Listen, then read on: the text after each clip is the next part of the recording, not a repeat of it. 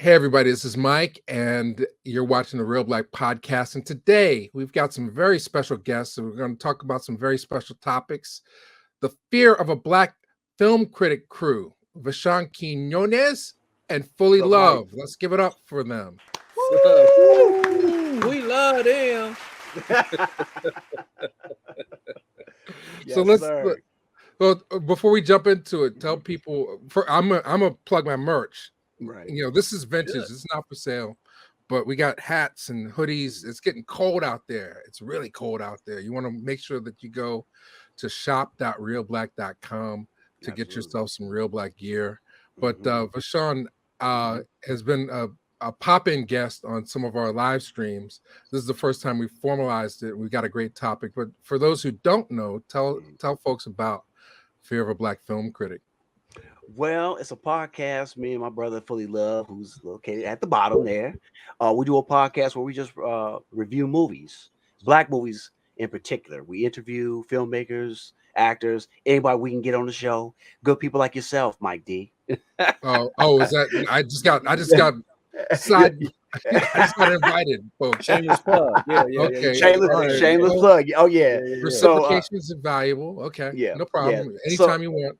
So basically, man, Fullee Love and I, we get on the phone and chat about movies all the time, man. And he has been like, Sean, man, you need to do a podcast. I said, you gonna do one with me? He's like, man, I'm with it. So here we are today. I finally got off my ass and did one. Okay. Few now. Right. And you can catch them on what, YouTube and Spotify or something like No, that? actually, man, we were doing YouTube, not anymore. All of our stuff is strictly audio. So you can just find us on Spotify. You go to Anchor FM. You can follow me on Sean Q IG, or you can go to our Fear of a Black Film Critic IG page too. So I have two pages. Okay. So, but if you don't have Spotify, are you on any of the other podcast platforms that are free? Nah, that's it, man. I So, I haven't got my ass and did the iTunes. Yeah, yeah, but we getting there. Suffer through the ads. Well, Spotify, for folks who don't know, Spotify is free. You just have to suffer through the ads. So just go to Spotify, load that app into your phone right now, and then search for Fear of a Black Film Critic, and you'll see the whole lineup. Right. Yes, sir. But we're here today because I've been getting messages all week. Did you hear the news? Did you hear the news? And I'm like, what? Right. And they're like, Cooley High is coming to the Criterion collection. I was like, yes. Right on. Finally, it's about time, Right. And then I looked at the special features that are coming on, and I was like, oh shit, I could do better. Are there any brothers working over there? So we're the brothers that would be working over there if we could. If they were hiring, we would make stuff like the Cooley High. And you see, I got the poster behind me, on this side. Right. For Cooley High, I may be an unfair critic. I might be a player hater in some respects, but to me, Cooley High should be like a 3-disc Blu-ray special edition. Right. Not just with the crap that they're putting out for Christmas this year. The best thing about it is the cover, in my opinion, from what I can tell from the special features and the 4K transfer. Right. But so that led us down the rabbit hole of having a conversation offline with Vashawn about Criterion and how, give them credit. They got called out in 2020 for being racist, but for only having, at the time, they only had 4 Black directors represented out of 1,000 films, plus 1,000 plus films in their collection, and they've done a lot to correct that, and they put a lot of great cinema out on Criterion since then.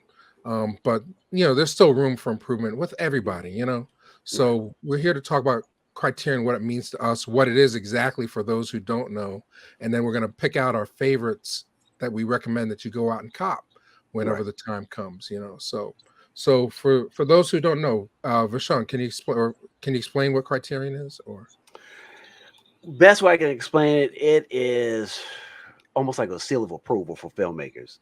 They do restorations, behind the scenes stuff, deleted scenes, audio commentaries. It's the champagne of Blu-rays and DVDs for film collectors. You know what I mean? You get probably more bang for the buck when you buy Criterion stuff as opposed to the studios releasing their movies. It's basically if you're a film buff and you're a collector, you go to Criterion. It's basically it's grade film A. school. It's a film school without Right. having to go to film school. What they do, Right. they pull. You know, a lot of people look at what they've done since 1984 as as putting the canon of cinema out for home audiences and making it accessible and putting lots of special features and things like they were the first to put things in the proper aspect ratio when it was Laserdisc. They had audio commentary tracks that were stellar from the beginning. You know, the scholars telling people about the films and all that other stuff, you know. So, you know, and you know, and so, but they've recently gone into putting movies out more so once a month. You will get a black film now. So we're here to talk about that. But Fullee, I mean, what's your experience with Criterion?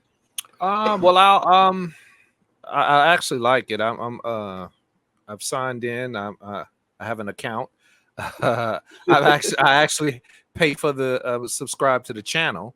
Okay, so they have a streaming platform. Yes, they do. And I love it. And what you kind of piggybacking on what you guys were talking about, it's like they give you the anniversary Blu-ray immediately.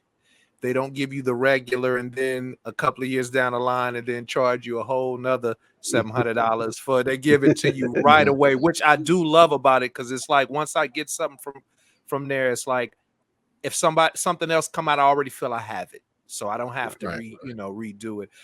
The channel was dope for a couple of reasons, because you get to see some movies that I didn't know existed or was hard to find and able to see it, and to also what you said, Mike, is about them correcting a lot of the stuff that was said about it. You know, the criticism. Like if you go on the channel now, they have their own. It's on the black section. They just showed 3 the Hard Way, Dolomite. So I was just sitting back, like, even though I've seen them 1,000 times, it was just good to see it again. So I dig what they're doing. It's one step at a time, and I'm not mad at the steps they're taking. Yeah. I mean, they really got called out. It was a New York Times article that basically said, "Is Criterion racist?" Right. And the chairman of the company, Peter Becker, it's a privately held company, immediately said, "Look, it's a blind spot I have. I will do everything I can to correct it." And he's been to his word. He's put out a lot of great stuff. As I mentioned, Cooley High is coming out in December. We also got Malcolm X coming in November from Spike Lee, the Spike Lee Malcolm X, which is sort of it's a 4K transfer, I believe, but it has a lot of the extras, including the original documentary that was only available in the anniversary edition that Warner's put out before. For those who don't know, there's a documentary from 1972 narrated by I want to say James Earl Jones, that it's going to be packaged along with Malcolm X in November, and then Eve's Bayou is coming out in October as we speak. It'll be, so those are available for pre-order. The most recent release as we speak is Buck and the Preacher, which need that. Definitely need that. It's a great film. If I was producing this, I would have done a better job. That's all I'll say. I'm not giving away my secrets, but I know there's better stuff than what Criterion did with it. But to their credit, it is a Blu-ray. It's never been on Blu-ray before. So now let me just say this. Keep in mind, the films that they pick. Some movies may not have, box office success, but they've had critical acclaim. We're talking about good auteur type movies. Don't expect Fat Beach to be on Criterion. Yeah. Oh, not at all. Okay, Fat Beach ain't gonna be on there. Part 3. They ain't gonna be on there. No. So not every black movie is gonna be on there. It's just the pick of the litter. You dig what I'm saying? It's the ones that move the needle in the culture, as they say. If Reelblack had a video label, Fat Beach would be on there, and we'd have Jermaine Huggy. Much respect to Kevin Hopkins and Brian Hook, but and a location scout. Like Baby Daddy. So there's room. There's plenty of room for a Reelblack video label if people want to see it. That's what Tubi is for. You put it on, Tubi. Tubi continued, but go ahead. So I've been into Criterion for a long time.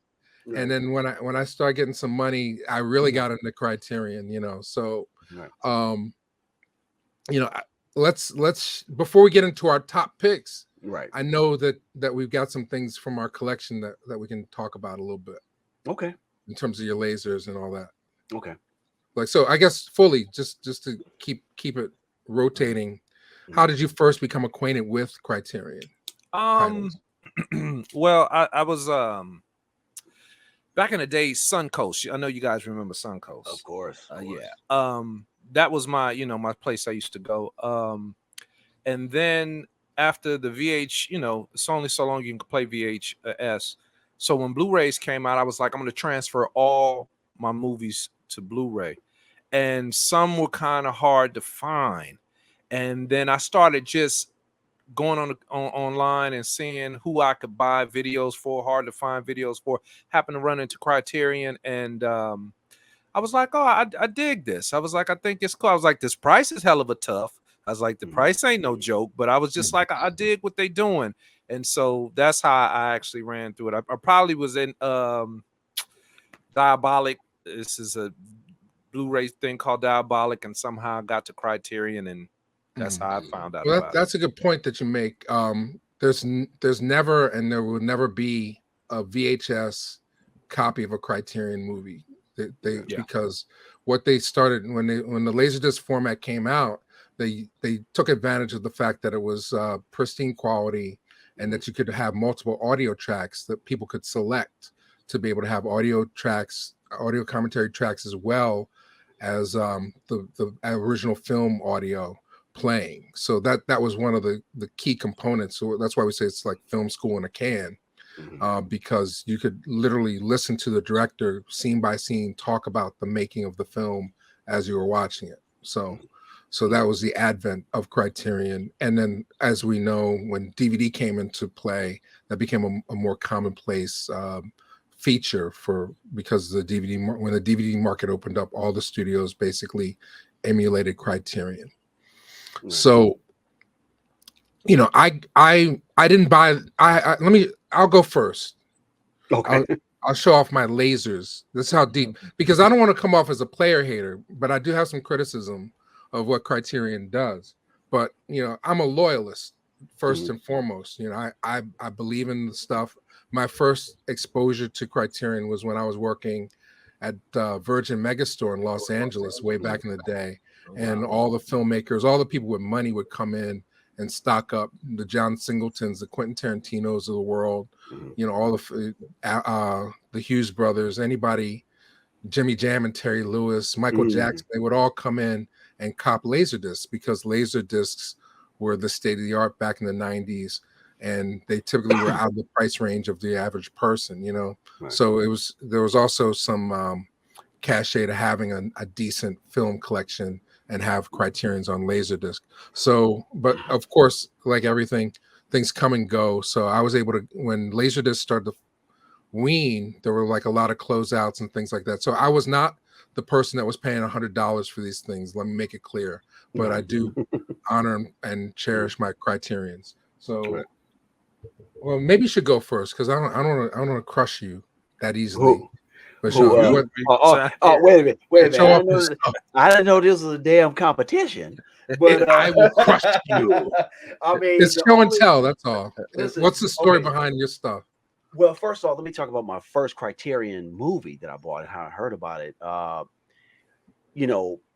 Hate him or love him, Quentin Tarantino, right? Like he will always have to reference these movies that he's borrowing from or inspired by. It was a movie by Jules Dassin. It was a heist movie, and it had like the heist sequence that was all silent for like 30 minutes. I can't think of the name of Rififi, right? That was the first movie that I bought from Criterion, and let someone use it. They jacked it up. Right, but that was my first experience with Criterion. I'm like, damn, this shit is like $30-something to buy this thing. So I knew that my Criterion purchasing was not going to be a lot, especially $30-$40 a wop. It was just like, oh man, I catch it when it's on sale or used.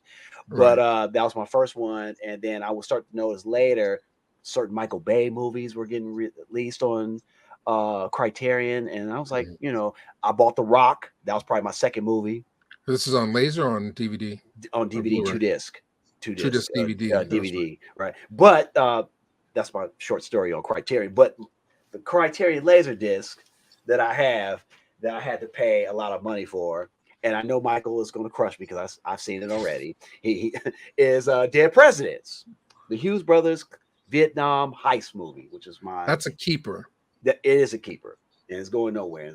As you can see, it has all the little supplements right here. It has the behind the scenes. It has, let's see, a new digital transfer, theatrical trailers, which I wanted. Has commentary by Hughes brothers. Lisa Rensler and Dr. Todd Boyd, who I feel should be on these Blu-rays, but say that for later. Okay. And Lorenz Tate, Keith David, and it has a music video by Isaac Hayes, Walk On By, which is directed by Alan and Albert Hughes. And Dr. Todd Boyd's Guide to Blaxploitation. So this is a must if you can find it. I know it's going to be probably pricey. I paid, I'm not going to say, but it was a nice chunk of change. But I'm glad to have it in my collection. Well, no, that's more than likely it's never going to be reissued by Criterion because it's a Disney title. I think, as you mentioned before, they put out some Michael Bay movies, but there's a handful of things that they license from Disney, and you know, they're more than likely not going to be able to relicense them again for Blu-ray releases. So that's stellar right there, Vashawn. Right. Mm-hmm. So, and you know, I have it too. Right. I have it too. Yeah. Well, here comes the crushing. I will destroy you. Yeah. Mine just happens to be signed by Alan, Right. and only, you know, and he left space on the other side for Albert. Okay. Should I ever have a chance to meet him, I would love the opportunity for him to sign it. But so that's one of my Criterion lasers, and we're just talking about the black theme titles tonight, folks. Another one that they put out that they recently reissued. This was a bare bones title. Oh no, it had an audio commentary on it. Sweet Sweetback and Mr. Van Peebles signed it for me, thankfully. Rest in peace. Rest in peace, absolutely. Great, and fully deserving of getting the Criterion treatment, Sweet Sweetback, you know, without question. So it took a long time for them to re-release that one. This probably is the most reissued black film on Criterion, Do the Right Thing. It's been on DVD, Laserdisc, and Blu-ray. 4K. Now, they don't have it on 4K yet. There's a 4K bare bones out, but it wouldn't surprise me if they eventually put it out on 4K. Well, they did. Oh, is it a 4K? Yes, 2 discs Oh, in here. snap. Yeah, if I'm not mistaken. Okay, my bad. You got me on that. New 4K digital restoration. Yep, approved by cinematographer Ernest Dickerson. Okay, my bad. Mine is still sealed, so I haven't even cracked it. And by the way, got mine signed by Spike, but okay. I'm pretty sure you do too. I'm just here going back and forth like, what you got? What you got? What you got? I'll beat you though. Hang on. I know you do. Hang on. I got to quit. Right. He okay, yeah, I got that too. Okay. Is it signed though? Yes, signed. No, it's not. It's unfortunate. Okay. It's not signed. Well, don't be jealous. Anybody with enough coin can go to Spike's joint website and order signed copies of Spike Lee's Bamboozled. However, if we talk about this thing signed, I do have that Spike book signed. Oh, the by Spike book, right and there it was in front signed of in me. person. Yeah, lucky. In person. Yeah. So there's that. All right. So this is My Boys in the Hood. This has not come back out from Criterion yet. So that's prize. And John Singleton signed it for me before he passed. So rest in peace. And there's a video of him signing it on YouTube. So it's authenticated. Okay. It's authentic. It's not some eBay. It's some Mike D. And yes, I got mine on video with Spike. Okay. That's called authentication. Yes. All right, Menace. Okay. Menace classic. And we can talk about Menace and and not everything that's on the Laserdisc traveled over to the Blu-ray, so it's or the 4K. So it's important if you have the Laserdisc not to discard it. Right. So those are my lasers. Oh, and then the classic Criterion, very rare sealed copy. You know, Okay. we're talking about black films on Laserdisc. You know, this is one of the premier black films on Laserdisc. Now, did you get that signed too? Oh, is it signed? Yeah. I got other video to authenticate this. But Really? anyway, Okay. Okay. We're not talking Heather Hunter, fam. I mean, it may be. Hey, I mean, you know, you never know. I ain't mad at you. Whatever works. Right. Okay, so we talk about that. The collectors. Okay, so the price point for Criterion typically for Blu-ray is $40 retail, but I would never pay more than $22 for a Criterion Blu-ray because typically twice a year they go on sale on BarnesandNoble.com and Amazon.com for 50% off, and also twice a year. Criterion has a 24-hour flash sale where everything's half price. Now, you know, and what's great about Criterion, it never loses its value. Now, like you said, the only time people sell off their Criterions to the used market is if they're in a cash crunch or if the title's been reissued in a better format, right? So typically, like if you see Criterions and they're below the price of like say $17, it's because somebody needs to get some quick money or the movie's coming back out through Criterion again. So don't be too scared. You can definitely build your collection now. It's coming really fast. Like I said, they're putting out roughly one movie a month now that's black themed. So if you're gonna get into the game, into the market of doing it, it's really for the love of it. It's not. I mean, and also I should say that when a Criterion DVD goes out of print, the price skyrockets for some reason, you know, so you're never going to see it go down in value. You may have a difficult time reselling anything that's physical media nowadays, but if it does go out of print and you happen to have a copy, people will clamor for it. They may pay up to $100 for something that's out of print Criterion, sometimes more. Right. I know. Dead presidents. Hey, I wanted it, man. It was like the DVD really doesn't offer anything, just the movie, right? Right. And subtitles. That's it. But when I found out, because I didn't know that Dead Presidents was Criterion. When someone told me that, I'm like, really? And so I thought it was like equivalent like Bigfoot. It was like people have seen it, but oh man, I've seen it. I even got pictures. I'm like, really? Let me see it. So I searched online and I found one, and it was on eBay, and it had all the deleted scenes, the music videos, the trailer, everything. I said, oh man. So I put my bid in and lost by seconds. Someone outbid me and got it. And then, wow. Yeah, and then I went to Amazon and someone had it for like, you know, I forget had $100 for it. So I'm like, yeah, I want it. I want it. Yeah. Well, it was $100 when it came out, or maybe even more, maybe 115 when it first came out, because it's a double. Right. But yeah, so I'll quote in the words of the great John Kennedy Terrell. I'm sorry, my brother, you got to buy your own. This goes in a casket with me. I'm sorry. No, okay. I'm being cremated, so you better burn that along with me, because I don't want anybody else to have it. Got a bomb attached to your heart. Everything goes with it. Boom. Just so. I need to put in my will. No, you're not selling that one after me. You know, do whatever you want to.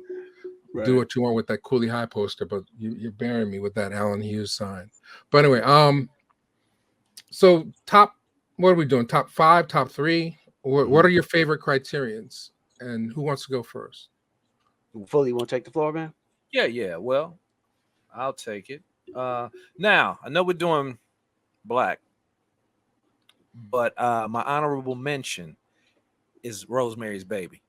Oh, you mother! That's the one I don't have, and I refuse to I pay have. $80 for it. I just didn't have a chance to get it. But Rosemary Baby is my honorable mention.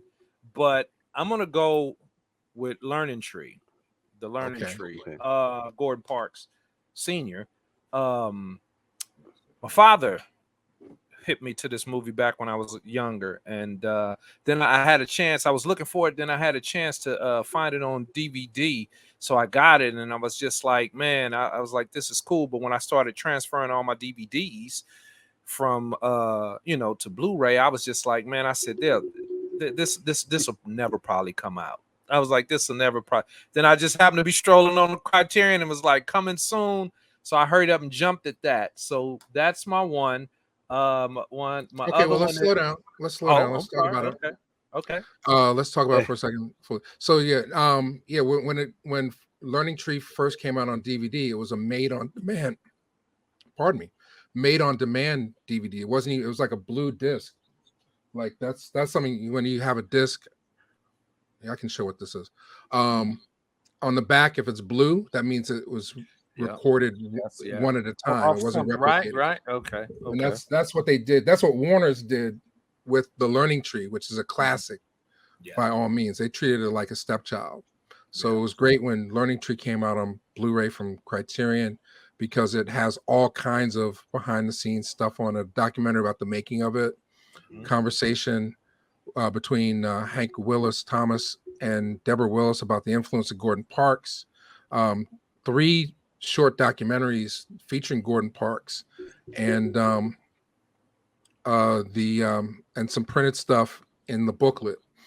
Now, the one thing that they don't have that disappointed me, quite frankly, and it could be because of other situations involving the man, but the man on the cover, you know who this is, right? Yeah, that's his mom just passed, matter of fact. Yeah, Kyle Johnson. So the lead actor, you mean? Nichelle, Kyle, so that's he's still living, and he's still living. they didn't for whatever reason they weren't able to get him to be included on like the making of or commentary track or anything like that. Right. So that's a big disappointment, because what does it take, a phone call or two to convince somebody to be a part of history? That would have put this over the top and made it an A++ for me. But I agree with you, it's a solid one. Yeah. All right. And I was just saying his mother just passed, because if I'm not mistaken, his mother is Nichelle Nichols. Yeah, from Star Trek. Star Trek is Truck Turner. Truck Turner. Truck Turner. Yeah, Criterion. Too late, Criterion. You should have jumped on that Truck Turner. She was cold in that Truck Turner. Dude. I didn't know she sat down. She was sitting down for years. So I didn't know. When I seen her Truck Turner, I was like, oh, okay. Yeah. That's just me, Mike. That's just me. She was a dancer. And trust me. Dude. Hey, you ain't gonna get. Now I'm gonna throw this one. My next one is, I love this movie, Claudine. Okay. I love this movie. Another movie that I get overexcited when I don't think, or I think that it'll be hard to ever see it on Blu-ray. When I seen that the Criterion was actually doing it, I was just like, sometime the $40, that's like buying movies is like the strip club for me. I'll make it rain. I'll make it rain sometime. Yeah, so most likely than not. But Claudine was my second one, because I just love the movie, man. That movie still resonates. Oh, it's one of my favorites. Without question. Yeah. So it makes me cry every time I see it. For those who don't know, can you explain the plot of Claudine? Well, it's about a mother of what did she have, like 5? About a mother of 5, a single mother, living on welfare, and it was about trying to make it, dealing with the circumstances, get with a garbage man, and at that time, those times, a garbage man was considered a good job. Mm-hmm. Garbage man was, unless you were in Memphis, of course. But anyway, I don't know. A whole nother story. But and it was about her finding love, and it's actually pretty deep because it's about a we get a lot of flack as black men about not caring about children, our children in particular. So it was really nice to see a movie about a man who was, he was going through his struggles, but he was accepting of her just do with love, and then.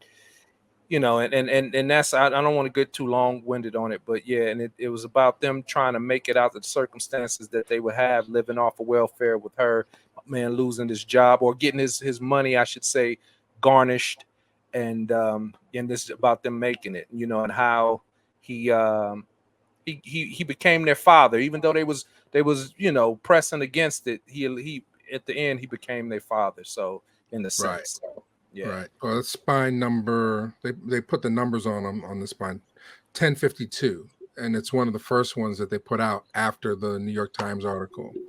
So, and they put out during the pandemic.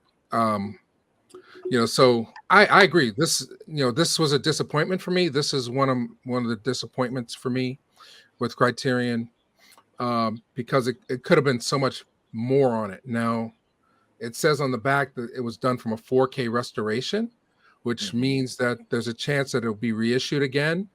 And I would urge unequivocally, I mean, what they did, they put it out a little too late. Diane Carroll had passed away, 3 years ago or something like that. So, so there's an audio commentary from the original DVD, which you could buy at Walmart for $5. So they reused the commentary track with Diane Carroll and James Earl Jones, and then they put some stuff with Robert Townsend on here. But if you're into special features, I'm like, where is the special feature about Curtis Mayfield's music? Yeah, right. Yeah. The music is so important, and Curtis Mayfield was such a dominant force in terms of soundtracks of the 70s. It's almost a no-brainer to do a 10-minute, 15-minute piece about the importance of Curtis Mayfield. Yeah. Criterion, you dropped the ball on that. Right. So I can only give this one like a B- at best until the 4K happens.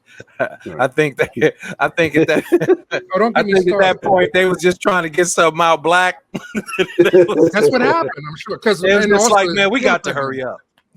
Right. It's like Curtis Mayfield's not signing off. Yeah, right. So I'm pretty sure they hear you, Mike, but they was just like, nah, man, y'all was on our neck too tough. We just had to get something out with some brothers in it. And sisters, let's get Robert Townsend on the Zoom. He lived in anything black. Black car, black licorice. Robert Townsend is part of the Fullee High, because shit. Right. He was in it. He was part of Fullee High, Right. And my last one,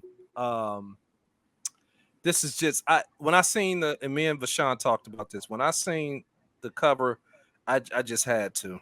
Here we go. Shaft. I just that cover is it was just so cold, and I was just like, man, I gotta get it. And Vashawn was like, oh man, listen, they got this, they got that, and I was just like, man, I'm gonna get it regardless. They could have, it could be blank, but I was like, I'm gonna get it regardless. And that's my third one, Shaft. You got to have Shaft in the collection. Yes, sir.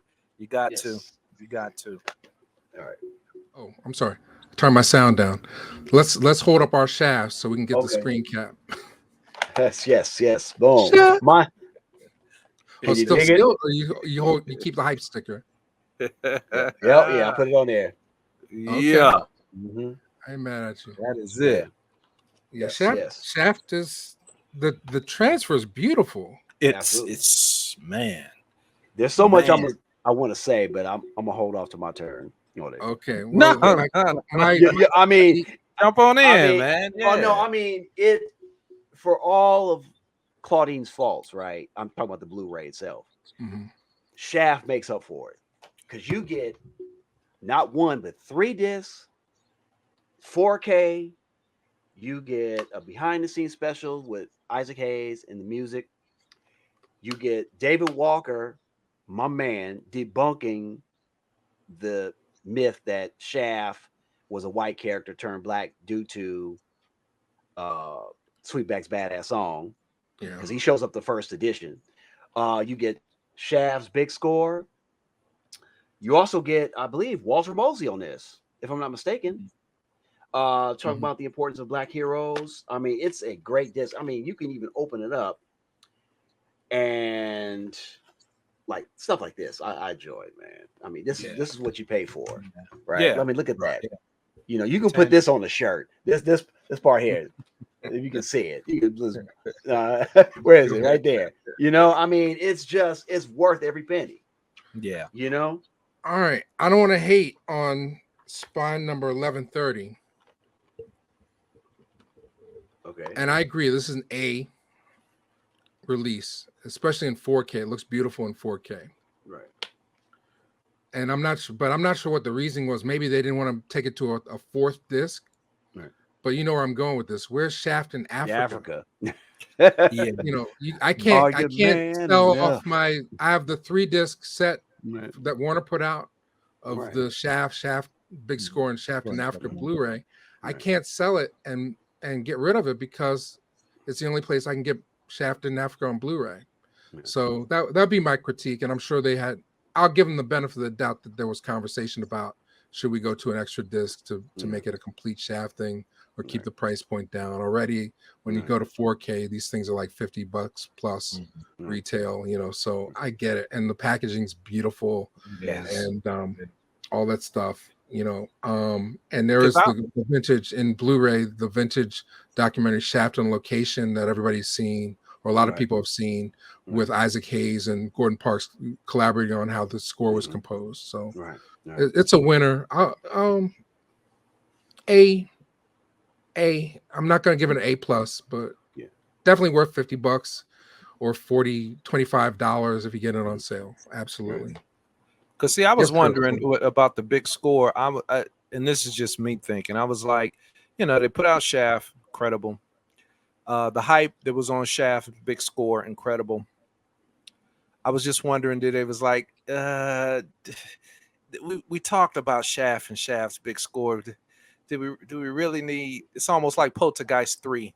It's just kind of party 3. You kind of be like, you know, should we? And I get it, but that's just me. My weird thinking was like, you feel like it was jumping the shark. Warner MGM, like, whatever. MGM owns the rights, so you know, it must have been a cost factor because I mean, it's not like Penitentiary and Penitentiary 2 and 3, where Penitentiary 3 is out of print because Canon Films owns it, and Warner, and the other two are Xenon, you know. So, but let me say this real quick. In Shaft in Africa's defense, it's probably inferior to the other two films. Yeah. But what I liked about it is that you taking the character out of Harlem. He's now globetrotting. He's other places, and I kind of feel like this is where the other Shaft movies, or if they plan to make any more, Harlem is cool. Oh, please don't. But I know, but I have a strange feeling. Let's be real. They might do another. But let's keep Kenya Barris out of my name. Right. No. Right. Out of my mouth. Right. But have the character move a bit because he did in the books. I mean, he went to Jamaica. He went to other places, London. True. So have him globetrotting. Just don't keep him just in America all the time. That's the only thing I would say. No, you point out a perfect. This is the crux, the spine, of this whole conversation. When you talk about Shaft and its remakes, you have to ask the question: should white folks be in charge of deciding what we need when it comes to this kind of stuff? In my opinion, typically when it's a white company, it's a white power structure determining these things. We either get something we never asked for, or we get it too late. You know, in my opinion, Claudine should have been out 10 years ago. You know, they should have been making Cooley High Blu-rays with extra features. Olive dropped the ball on that quite a few times. There should be no need for Criterion to be doing anything but a 4K reissue, because 10 years ago or 8 years ago, when Cooley High first hit Blu-ray, was the opportune time to get all those guys. I mean, the same time that Cooley High was coming out bare bones, which means no special features whatsoever. I don't even think it has a trailer on it. Michael Schultz was literally busy recording the audio commentary track for Scavenger Hunt. So I'm thinking to myself, and I haven't spoken to Mr. Schultz about this. It's like, how how little did they offer, or did they even bother to call you at all when it was time to put out Coolie High on Blu-ray? That would have been, a windfall. Whatever money they would have spent to do special features, they would have made back instantly on a Coolie High, in my opinion.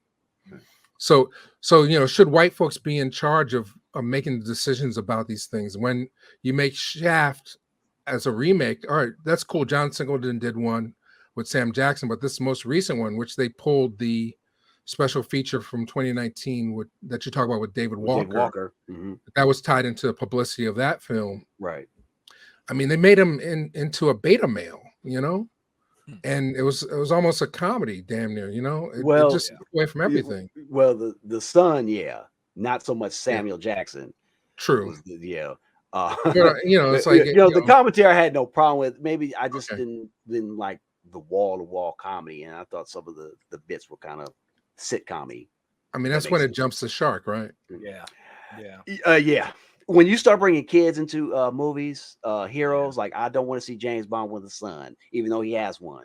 Right. I don't want to see Indiana Jones with a son, and now, I don't want to spoil it, but, now they're talking about Eddie Murphy in Beverly Hills Cop 4 has a daughter.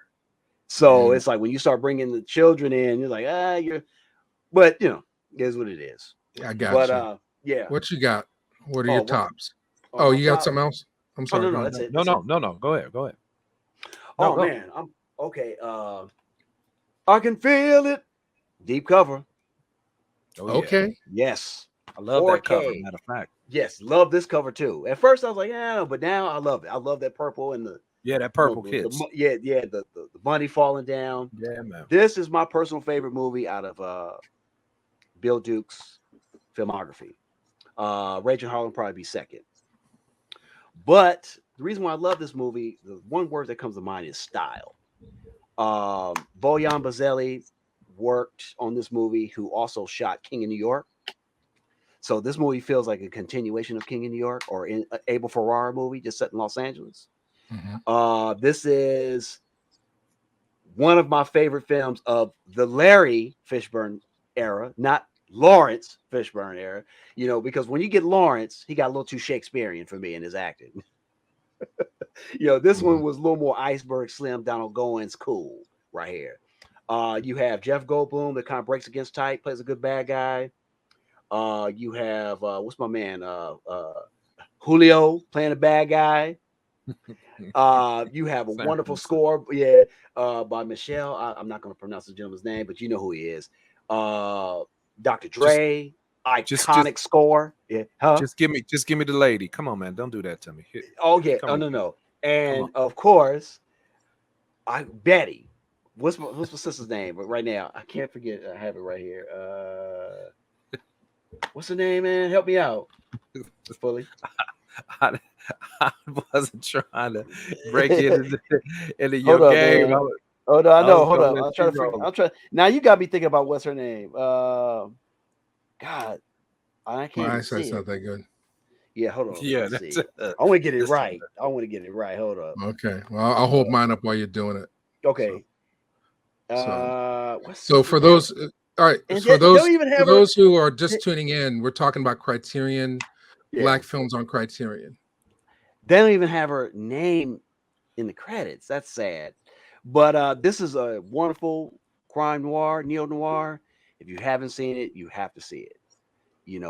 It's a thinking man's action movie. It's come on, be real. It's Black Donnie Brasco. Stop it. Even though it's based Lamont Brasco. Hold on. Even though it's based on Mike Levine's book, Donnie Deep Cover, and it's also supposed to be a sequel to Andy Garcia's movie, Internal Affairs. But I mean, Lawrence Fishburne just bleeds cool in this. Everyone's cool. Style is number one in this movie. You dig what I'm saying? The 4K just makes this movie look beautiful. I've got no complaints. The only thing there must be a I know you have two, right, Fully? Yes. But I think the only note that I would have is there's no audio commentary track. I mean, there's an interview with Bill Duke, but there's no audio commentary, and I love listening to audio commentaries when I have the time. So that would be my only note. But otherwise, this is stellar. This is at the level that Criterion needs to continue to put things out, and hopefully they will continue the relationship with New Line and Warner Brothers to bring us some more Black movies, because Warner Brothers was killing it with the Black themed films in the 90s. Victoria, help me out. Was it Victoria? So I gotta know now. Okay. This is gonna kill me. Oh, you're stuck? I'm stuck. I can't, because I just talked about it not too long ago. I just talked about her. Okay. I can feel it. Yeah, I can't feel it right now.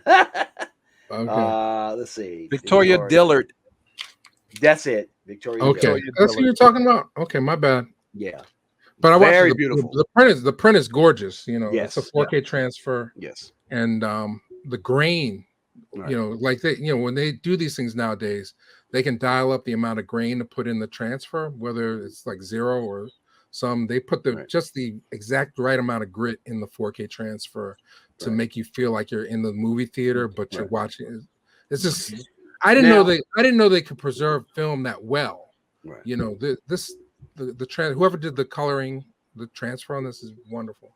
Now I do have a complaint, just one little small complaint. Yes, you definitely need an audio commentary on this. Mm-hmm. But I would have loved to have, I know this might be petty, but Dr. Dre's video need to be on this. Oh, yeah. And quite frankly, Oliver Wayne giving commentary on hip hop, didn't need him. Right. Didn't need him. Okay. You need someone from the culture talking about Deep Cover and that song. And, so all in all, it's worth it. We'll go back, because I know you're a scholar. And this is an interesting conversation. Mm-hmm. Like if this is our audition tape, Criterion, you weak ass motherfuckers, you need to stop your game up. Vashawn Quinones, give us 3 minutes on and how important. Take us back in the time, paint the picture why that deep cover video is so important, and that song, how it introduced the world to G-Funk. Well, before we got into G-Funk, Dre was like, because I kind of feel like G-Funk came a little bit later. Dre was still in his after NWA stages where he's sampling them breaks, right? And he's leaving Ruthless. He's going on his own.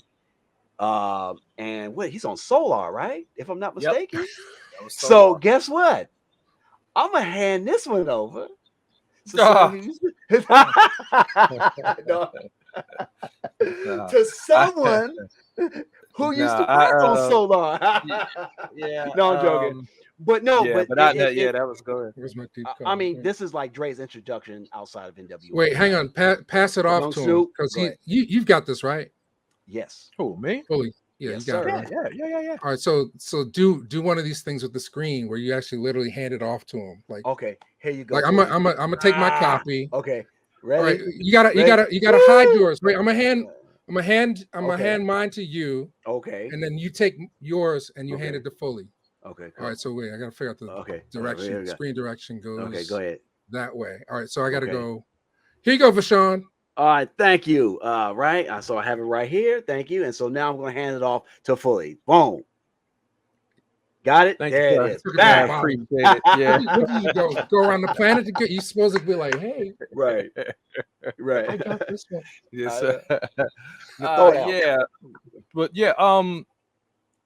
Just to piggyback off of Vashawn.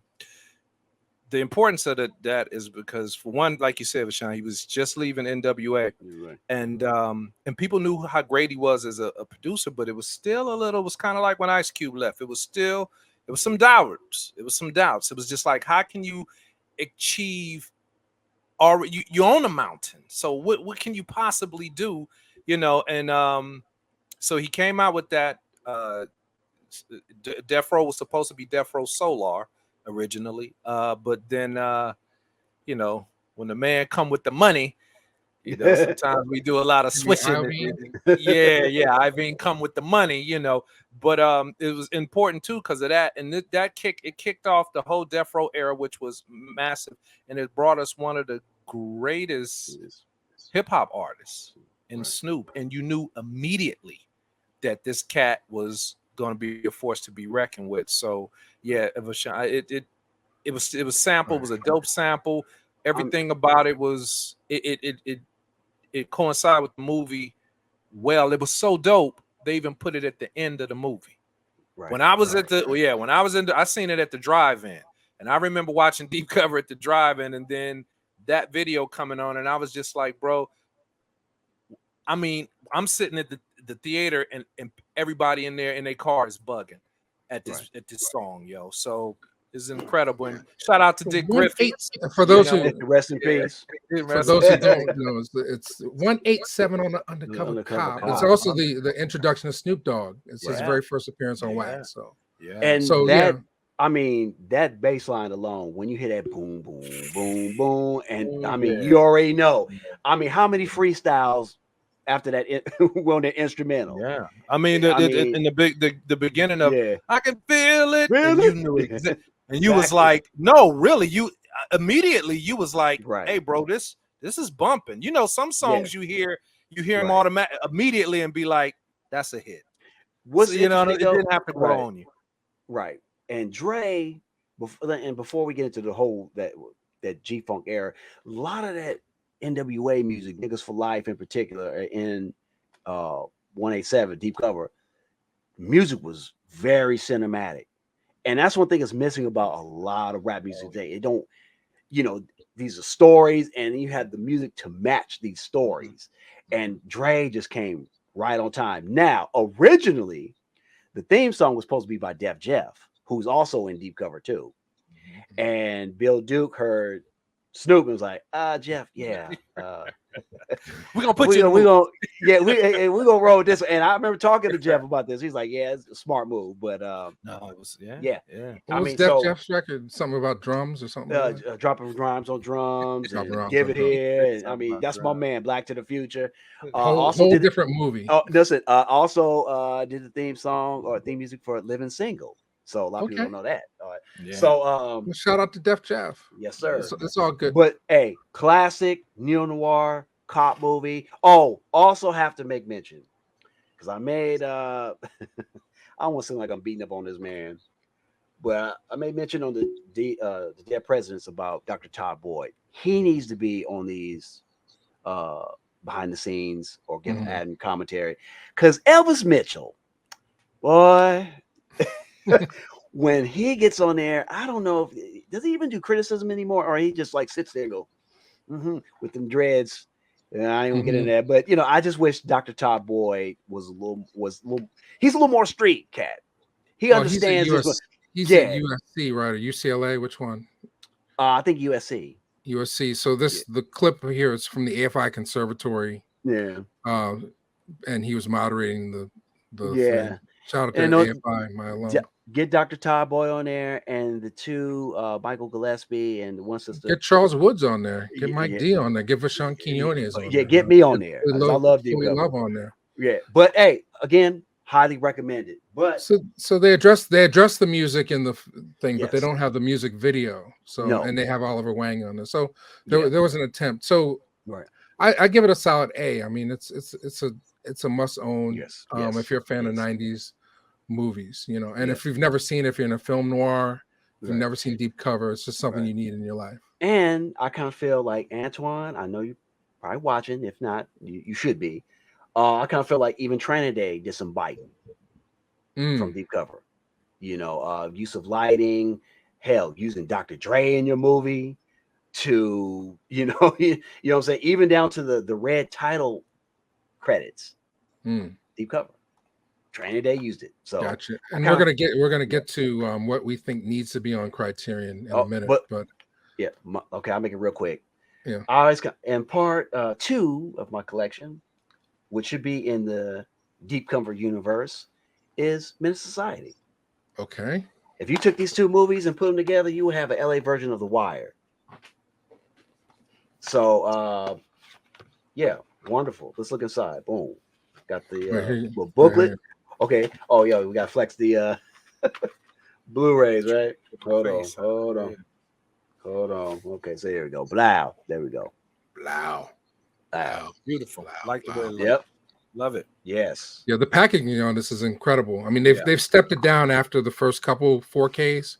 Right. But the die cut cover, Yeah. the paper, it's beautiful. Yeah. And then let me give you my third one because I know we're pressed for time here. This is your third one, right? No, this is my second one. My third one is going to be. So we talked about Shaft already. I'm going to say Ghost Dog: The Way of the Samurai. Oh, you left out Menace? No, so it's No, Deep Menace Cover, was- Menace, Yeah. and then now Ghost Dog. Okay, so Forrest you Whitaker. got 4 in. Okay, gotcha. I got 3 in. We talked about Shaft. We all kind of jumped on that one. I'm not Okay, gonna my bring that bad. one. So Okay, these all are my right. 3. I can't count, So- folks. All right. Yeah, so blah, these are my 3 right here. Okay, so we're speeding it up. Okay, Right. gotcha. Right. All right. Well, the Menace disc, like I said, you can't get rid of your laser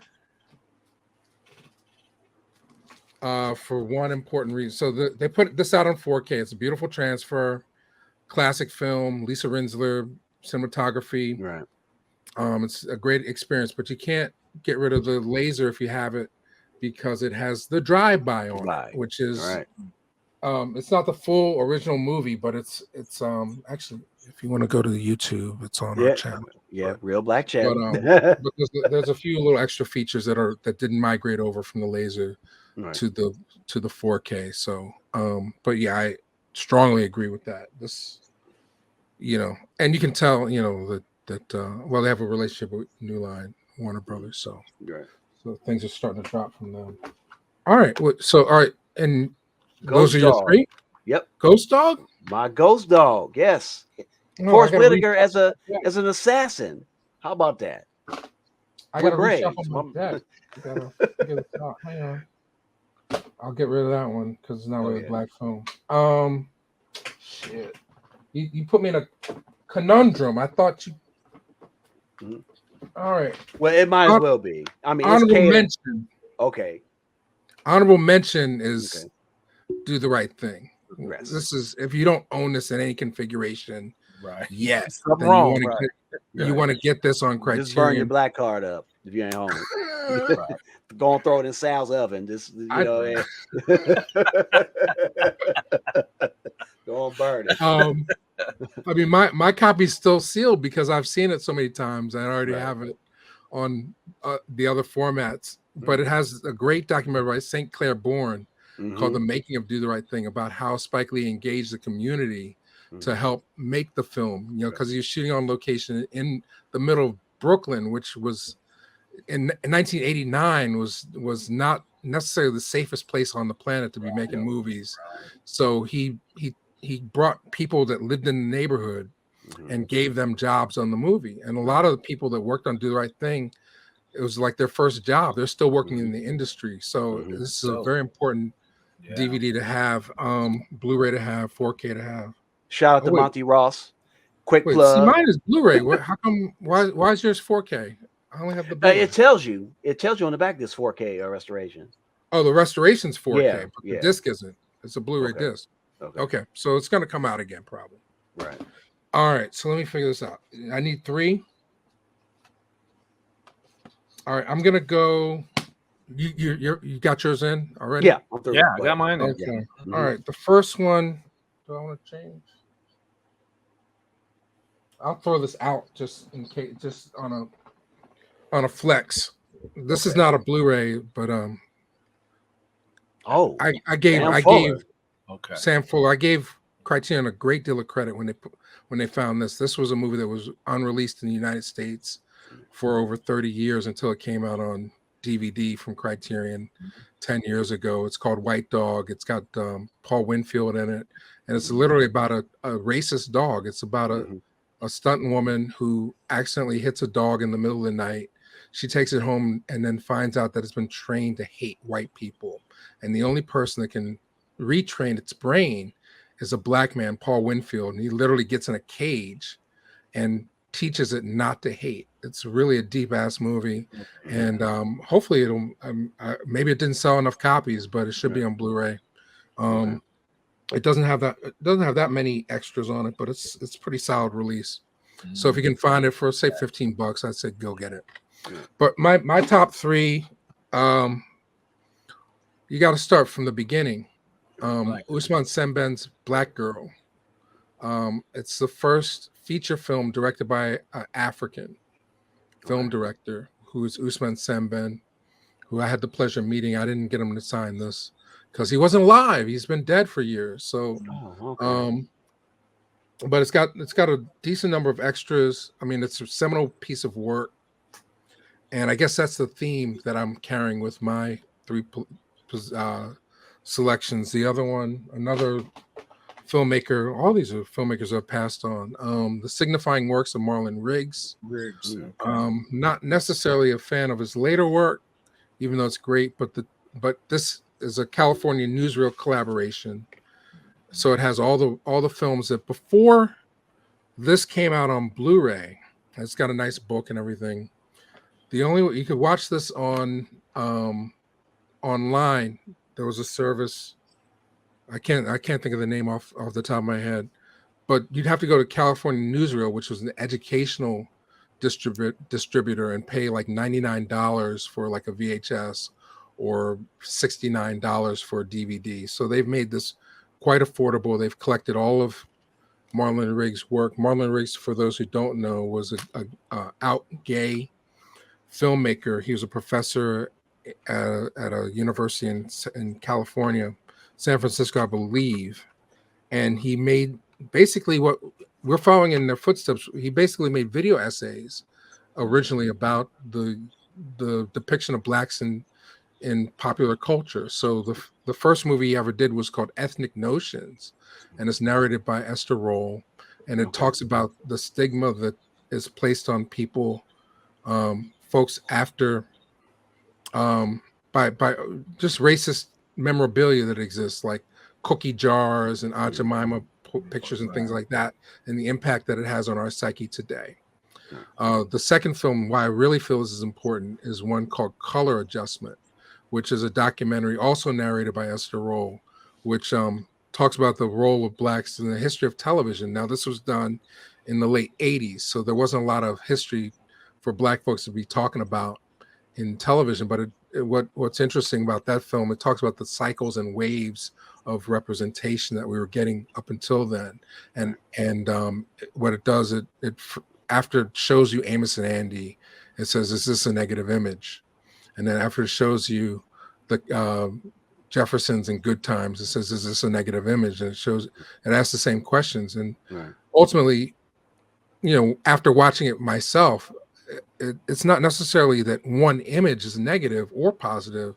It's the lack of diverse images of ourselves that we don't get to see, and then we criticize the ones that we do get to see as being too far right or too far left of our own experience. So I strongly recommend that. And then his classics, the stuff that people love, is Black Is, Black Ain't, which is another question of black identity. And he passed away due to HIV. I think his last film was called Tongues Untied, and he literally made the film from his hospital bed. So sort of like the way Jay Dilla would make beats. Right. He would allow the camera. He would invite the camera in to film him on his deathbed to do his narration and talk. So it's a great film. It's great to see it's affordable now and available to most people. But the one that I have to recommend came out the same week that he passed away, the Melvin Van Peebles Essential Films, and they do a bang up job with it. It's got a booklet about him. For those who don't know, Melvin Van Peebles is the author that brought us Watermelon Man, Sweet Sweetback's Watermelon Man, Sweet Sweetback's Badass Song, and this is paired with his son's film Badass, where 30 years later Mario Van Peebles plays his father in a movie about the making of Sweet Sweetback. So that's also included in that. Then he also got his first feature film, Story of a 3-Day Path. Great movie. Really underrated film. And Don't Play Us Cheap, which is, it's a good film. It's a film version of his Broadway play. I mean, this is the only, to my knowledge, this is, if he's not the only, he's definitely the first black playwright to have two plays playing simultaneously on Broadway at the same time. He had Don't Play Us Cheap and Ain't Supposed to Die a Natural Death were both on stage at the same time. So don't hate the player. Melvin Van Peebles was the man. Rest in peace. And Criterion does a great job. Now, it could warrant a volume 2. I don't know who would do it, but he has a film called Belly Full, and then of course, if you're talking about what deserves to be on Criterion and what doesn't, Identity Crisis. He made some later that are not in the box, but he does. They also put his short films on here that he made before his features, and lots of archival footage and interviews with the man from different TV shows from the 70s, where he's talking about his position as an artist at the time, and it really gives you a really clear glimpse into what was happening and how he saw himself as a revolutionary force, and he was in so many ways. So, and I know there's some people that dislike Melvin Van Peebles, and I understand that, and I understand why. Some people say that he was a charlatan, that you can't really watch Sweetback and say that you're entertained. But for what the film represents, which was really the birth of new black cinema in 1970, I think it's an important box, and I really appreciate Criterion for putting it out the way that they did. Now, didn't he also have a documentary, Classified X? Now that he didn't direct it though, right. So I can understand why they didn't include it. But yeah, Classified X. Classified X. Yeah. Right, of course. But yeah, Melvin. I'm kind of tearing up a little bit. Melvin was, I like Melvin. He's a good guy, real good guy. Rest in peace. Rest in peace. Yeah. So, I don't know what else we have to say. Are there any honorable mentions that we didn't mention or thoughts? Oh, we got to talk about what we would love to see put on Criterion. Devil in Blue Dress. That's out too. Great movie. Honorable mention. Okay. Yes. Me personally, I'm gonna just jump right in. And we already kind of spoke about it, but I would like to see it again because I don't have it on Blu-ray. It's hard to find, if at all. Dead President. I need to get that in my repertoire. I need to get that, and I don't have it. So that's the one I would say. Since Criterion is going through New Line Cinema's catalog, I think A House Party 1. These are Criterion's special edition. I have a feeling too they might do one for Set It Off. That movie has become a cult classic, and it's very rare that you get 4 black women in a movie, doing an action movie too at that. I think it deserves a better Blu-ray than the director's cut version that we got a few years ago, because that has just a little bit, little behind the scenes stuff in a trailer, and that's it. And Ray J's video. I know, Mike, you want to see that, but what's Ray J? One Wish? No. Let It Go. Oh, I'm sorry. Yeah. Bringing up my favorite artist. Yeah. Trumps all the greats. I don't know about, I would like to see, since I'm the baby, you guys are the experts on this stuff, but since I'm the new Jack, I would like to see, and I don't know, but I would like to see Superfly. I would like to see Superfly done. You read my mind. Yeah, I would really like to see that. Yeah, and it could happen. It could happen. I'm pretty happy with the Superfly reissues that have come out so far. I mean, I think there's a lot of extras on those. Yeah, I think. But you could go deeper. I mean, again, with the music and all that other stuff. Right. I mean, it deserves Criterion. Yeah. Hollywood Shuffle needs a Criterion. Yes. I would take that. I would say She's Gotta Have It needs a Criterion. Yeah, there is a She's Gotta Have a Criterion Laserdisc. Oh no, we need a 4K because they got 4K on Netflix of She's Gotta Have It. She's Gotta Have It. Okay, so and I would also like to see. There's one more I had too. It's even though it's not made by a black director, but Brother from Another Planet, Criterion. Okay, well I'll go. I can match those and add a couple more. Okay. So if they have a relationship with Warner Brothers, Wattstacks would be great to see on Criterion. Yeah, I'd like to see that. Yeah, with a lot of extra features and 4K right now. the only way to catch it in high definition is through streaming. No. So it's long overdue for a restoration. I mean, it was restored 15 years ago. They brought it back out on 35, so it's been restored. The elements are restored. Music rights are probably an issue for it, but I'd love to see Wattstacks with the outtakes if they can find them.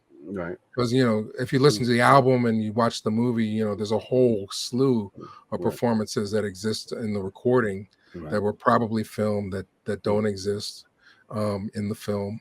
I would go, and as far as concert films go, Save the Children. While Stan Lathan is still with us, somebody needs to do something to get the story behind Save the Children. Clarence Avant and Stan Lathan are still with us. Right. I know that there's problems with the lack of releases for those films, but I think smart lawyers can get around those things. And Save the Children, for those who don't know, and Jesse Jackson's been ill, so I don't know if he would be available to do a commentary, but it was a fundraiser for Operation Push. It was part of the Black Expo. So even if there's outtakes for Save the Children of just showing the Black Expo in 1972, 1973, that would be amazing footage for the culture. Hearts and Dixie. I don't know if you guys know this. This is the very first sound film with African-American cast. Clarence Muse was in it, and Step and Fetch It. And I had a chance to see it at the Museum of Modern Art a few years back. And what's interesting about it is Step and Fetch It, it's the movie that made him a star. It's the first sound film with an all-black cast. And he's not that offensive in it because you have him counterbalance with Clarence Muse, So I know there might be some resistance to putting Step and Fetch It movies out on DVD the same way that people don't want to put out Song in the South. But I think Hearts and Dixie is definitely overdue for any kind of release and reevaluation. And then the Holy Grail for me, since Cooley High has been out already and is getting this treatment, the Uptown Saturday Night trilogy. Right.